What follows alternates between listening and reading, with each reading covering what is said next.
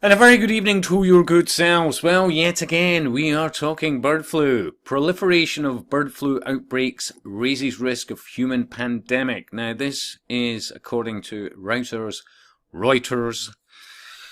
and is written by Kate Kelland. Now, I did a video at the beginning of this month, roughly, January the 4th of this year, in which I entitled it, Fear, Fear, Fear, Bird Flu is Back. Yep, that old chestnut. Because remember, they always have to have something on, just simmering away in the background. If it's not avian this, it's Zika that, or Ebola, I mean, it's an endless list that you hear from year to year or every other year, designed to keep us constantly in fear of something.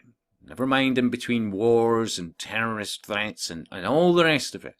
Now, I don't discount completely what these occultists are capable of in relation to this. But let's remember, for example, the 1918 flu. I'm sure I've said this in one or two other videos in the past, whether it be this channel or the two previous channels. Remember how it was supposed to have started? Remember the American US Army camps? Young American farmers being conscripted to go to war and fight the good fights in Europe. Remember how many of them were dropping like flies in the camps, but they still sent them on the boats. And in many cases, 1/3 of the people that were on those boats never made it alive to Europe. And I would argue it was the main cause of the spread. And I would argue also it wasn't by accident. And how many tens of millions of people died? So as I said, just to repeat, I don't discount the very real possibility in totality. I don't. I really don't. But it is suspect, isn't it? Come on. Anyway, this article in Reuters is written by Kate Kelland, who obviously I suspect, and maybe some of you will say I'm being harsh. I just, honestly, joking apart, I just wonder if English was a strong point with her, because there's some serious spelling errors, grammatical errors, and I'm not saying I'm, an English guru here, but, yeah, bear with me on the wording. The global spread of bird flu and the number of viral strains currently circulating and causing infection has reached unprecedented levels, raising the risk of a potential human outbreak, according to disease experts. Multiple outbreaks have been reported in poultry farms and wild flocks across Europe, Africa and Asia in the past 3 months. While most involve strains that are currently low risk for human health, the sheer number of different types and their presence in so many parts of the world at the same time increases the risk of viruses mixing and mutating and possibly jumping to people.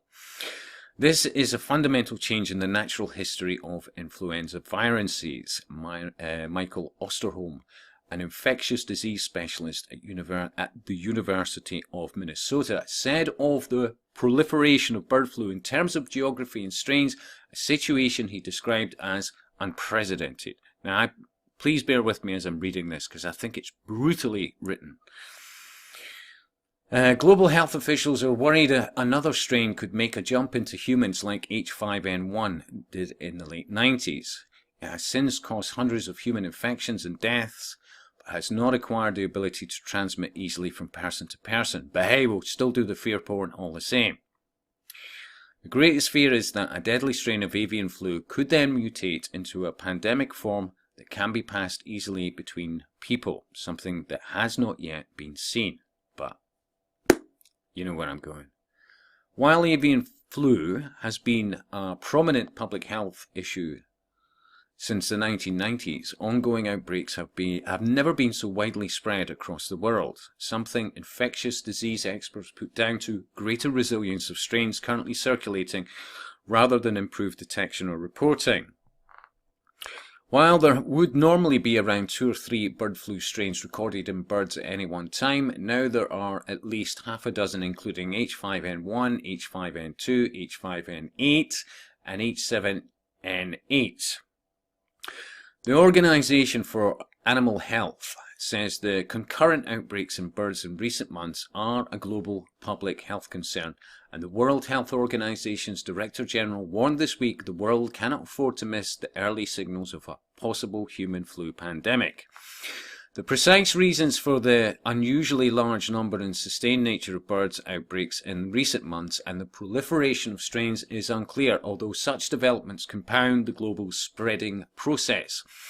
Bird flu is usually spread through flocks through direct contact with an infected bird, but Osterman said wild birds could be shedding more of the virus and droppings and other secretions, increasing infection risks. He added that there now appears to be aerosol transmission from one infected barn to others, in some cases many miles away. Ian Mackey, a virologist at Australia's University of Queensland, said the current proliferation of strains means that, by definition, there is an increased risk to humans.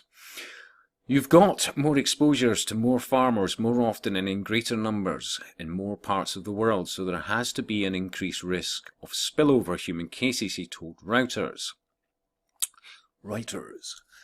Britain to Bangladesh. Nearly 40 countries have reported new outbreaks of highly pathogenic avian influenza in poultry or wild birds since November, according to the WHO.